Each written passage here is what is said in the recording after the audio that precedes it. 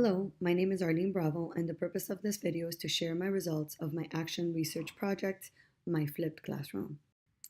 I first learned about the flipped classroom approach during my undergraduate studies, but like many of the great ideas that you learn in your education classes, you put it away in your idea toolbox, hopefully to use one day. Then, when I became a teacher and gained some actual classroom experience, I came face to face with my real problem, and my problem was time. Not so much time management, but actual time. I felt that I never had enough time to cover everything that I needed to cover in a lesson. I often found myself wondering if a student didn't do as well as he should have in a grade because we didn't have enough time in the class to cover everything that we should. So I found that this was a struggle for me, an ongoing struggle.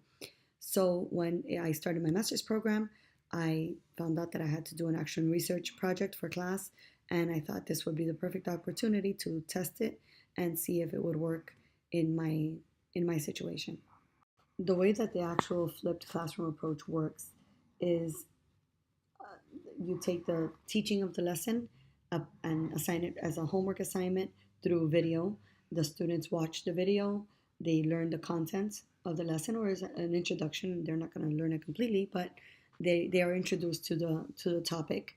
They do a homework written component to it that it serves like an extra ticket when they come into class. Instead of an extra ticket at the end of class, they would give it to me in the beginning of class. This would show me that they actually completed the assignment and that they did their homework. And then basically that would allow a lot more time to be able to work one-on-one with them and to see who grasped the concept and who did not grasp the concept. Throughout this project, the introduction of the new skill was taught through the web-based lesson. Students watched the lesson at home on their computers. All of my students had computers, so that wasn't a problem. They also had internet access. That I found out from the beginning of the year when I canvassed my students and made sure that I could assign online homework as part of their regular homework assignment. So that was not going to be an issue.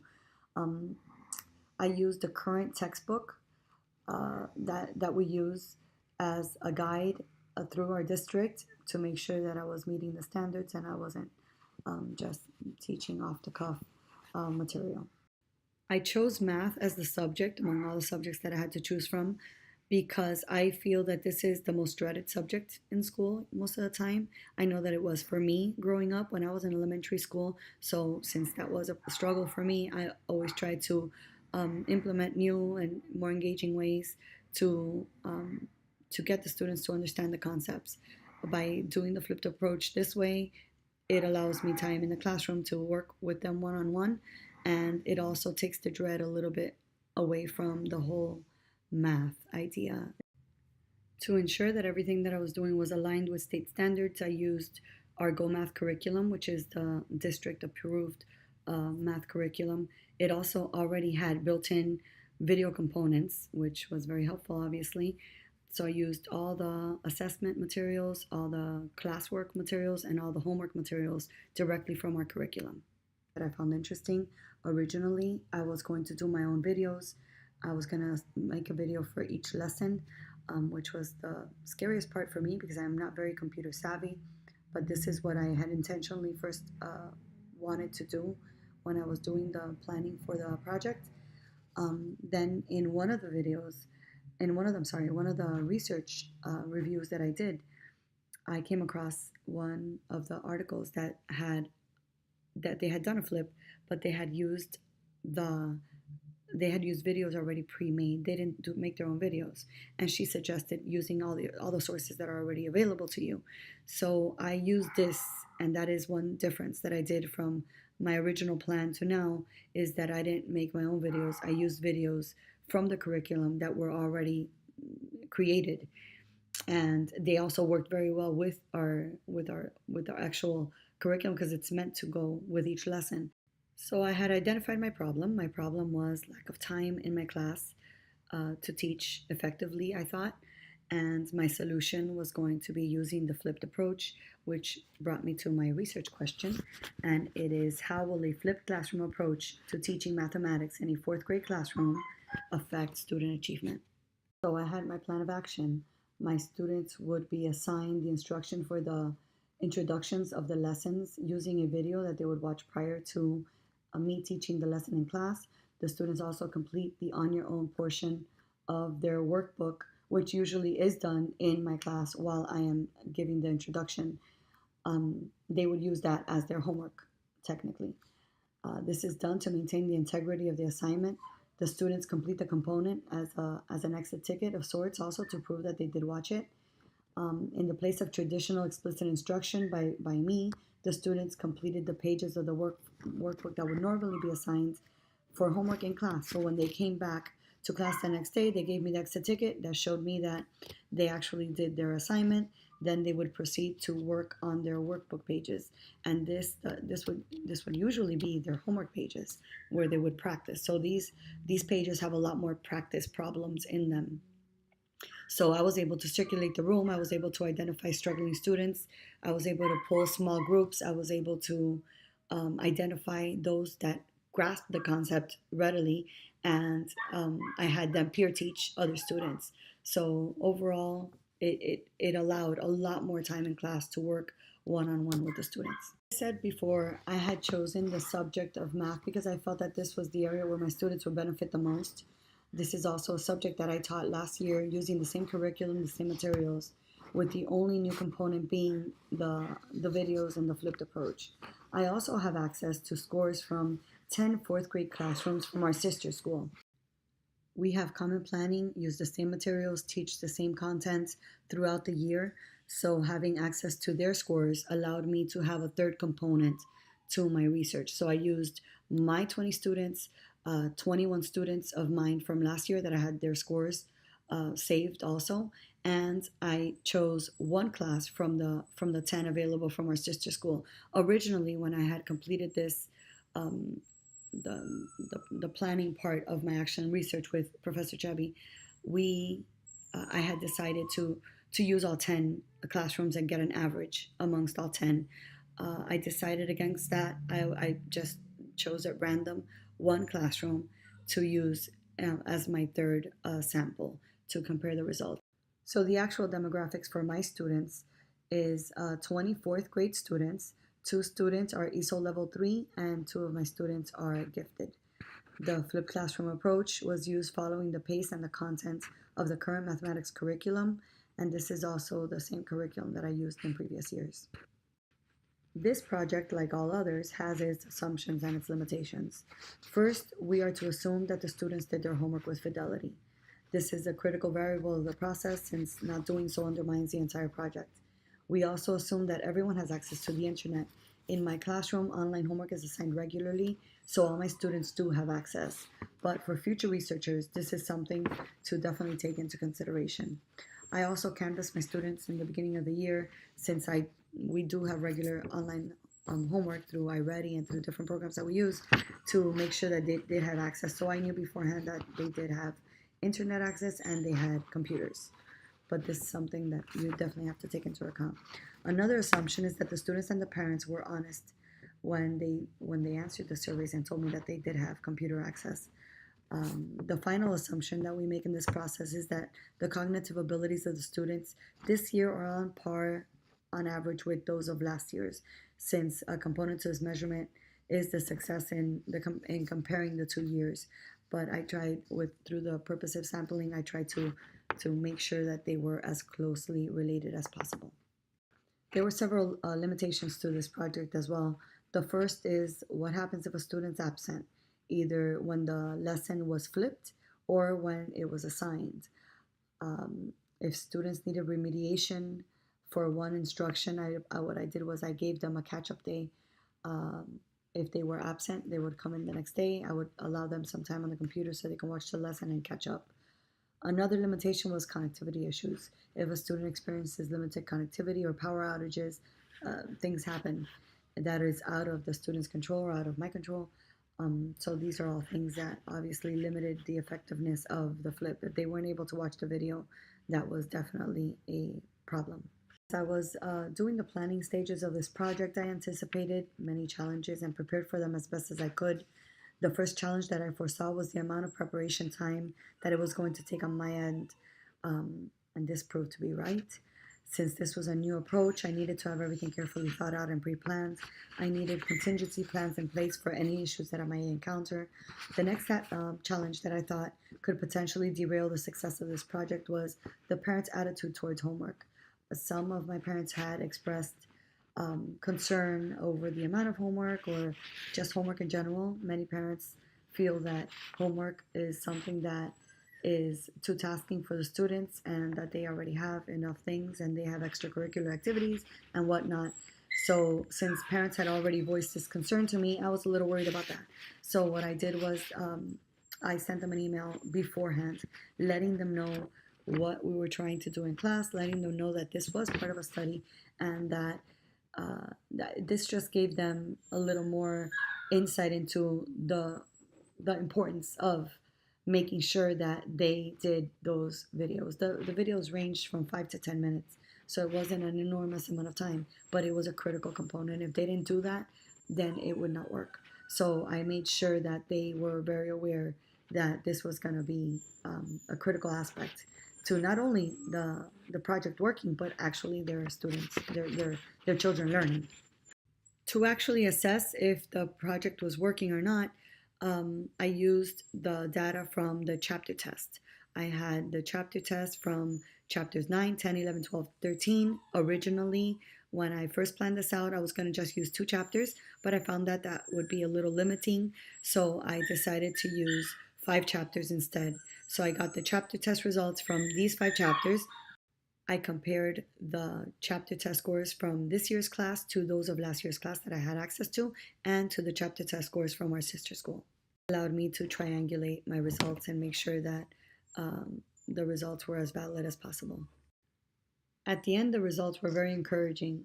When I compared the data from this year to last year, the average test score went up by 6 points.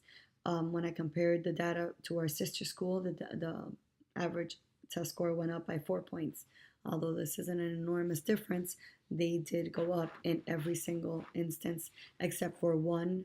It was chapter 12, I believe, from our sister school, where they actually did better than our students. But on average, they went up in all the chapters. The research findings show that the flipped classroom approach is effective. It's an effective practice to use, and it increases students' understanding of mathematical concepts. My students showed enthusiasm for this approach. Many stated that they felt when they came to school more prepared, and that before the flip they wouldn't know what to expect. And since they got to watch the video at home, they came to school already knowing what to expect during math class. So this empowered them in a way.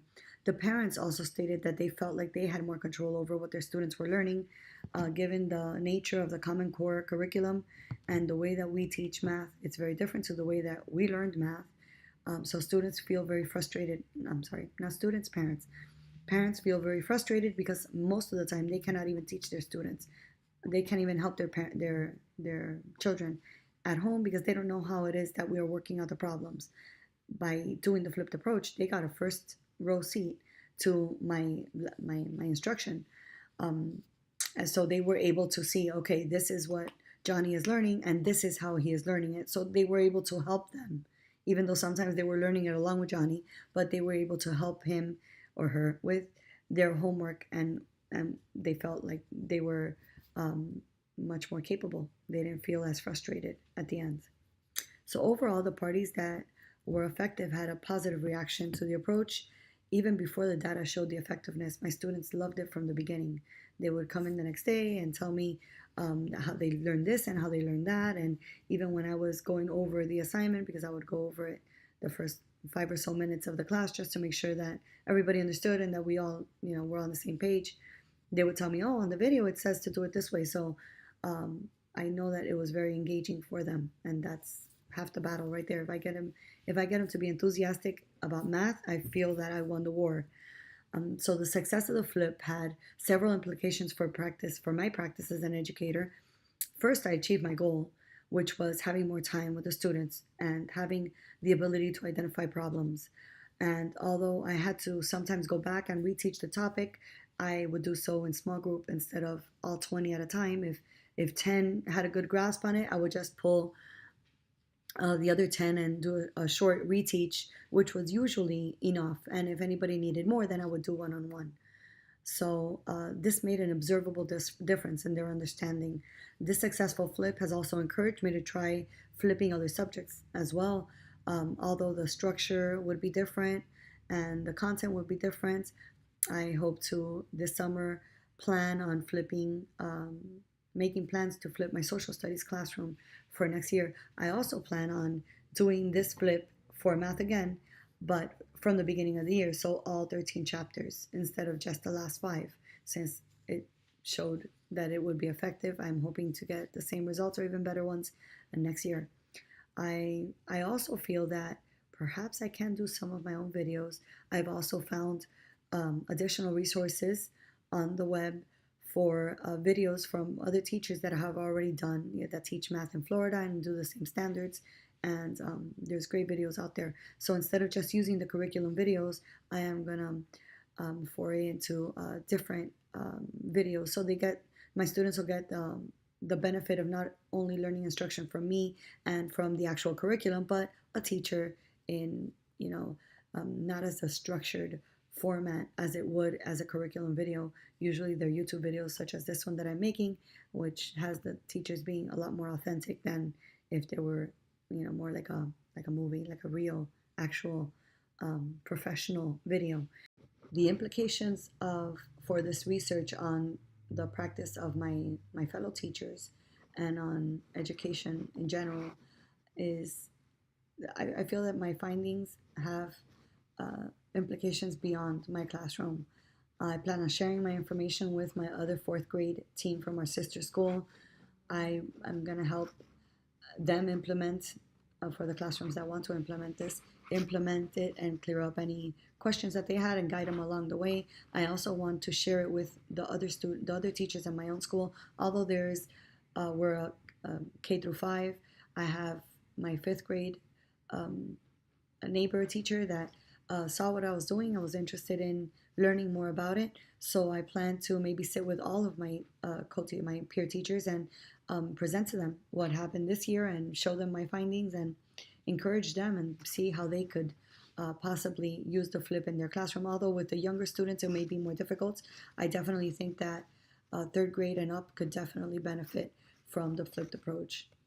As far as changing educational policy, there would need to be much more research on that for any kind of widespread criteria. Although since there is very limited research in the area of the flipped approach with elementary students, I find that this can be another little drop in the bucket for future researchers that want to do this in the elementary setting. So they can use my research as an example. Some of the improvements that I would make on my project, I spoke about some of those already. Doing it from the beginning of the year, all subjects, not all subjects, all chapters. Doing my own videos, some of them, and I also want to create some kind of website where students can go and find all the material in one place instead of doing it just on my homework page. They can go back there and refer to it. One of the great benefits about this is that students are able to rewatch the videos. They can go back and identify an area that they struggled with and go back and review on their own. It also empowered them to know that they can apply the strategy beyond our classroom and beyond math. They can, they saw how it would work. They saw their test scores go up compared to last year's test scores. And I think that was big in the sense that they know that they can go online and go on TeacherTube and find videos on the subject matter that they want to learn, and that it will work. I am very big on not wasting time and using time wisely. So them knowing that they can incorporate this is of great benefit to them. So to close, I feel that this action research project helped me grow as an educator in many ways. I feel that I have the power to influence my own teaching practices more than ever before. I feel that this process has helped me foster student engagement and enthusiasm for a subject that many times is dreaded. My students understood what standards were and what domains are. We explored how students acquire knowledge through different avenues, and they became more invested in their own learning. They saw the positive outcomes in the results of the project. This experience is something that helped them as much as it helped me. My students know they can turn on, that they can apply this strategy in other aspects of their learning as well. My students were also very aware that they were taking part in a study and they thought that was really cool. They know that I'm in school, and for them it's a big deal. Also, I like to lead by example, and just even sometimes I would even just pull up my homework assignments just so they can see how I note take and how I plan my essays and how I organize my writing and whatnot. So having them take part of the study, I think, was very encouraging to them as well. So, in true action research fashion, my research has led to more questions. I now want to know whether the flipped approach worked because it was a flipped approach and because they actually got the teaching and more time and all the things that I thought that it would bring about, or was it learning from another teacher? Sometimes just getting a different point of view on things helps a lot.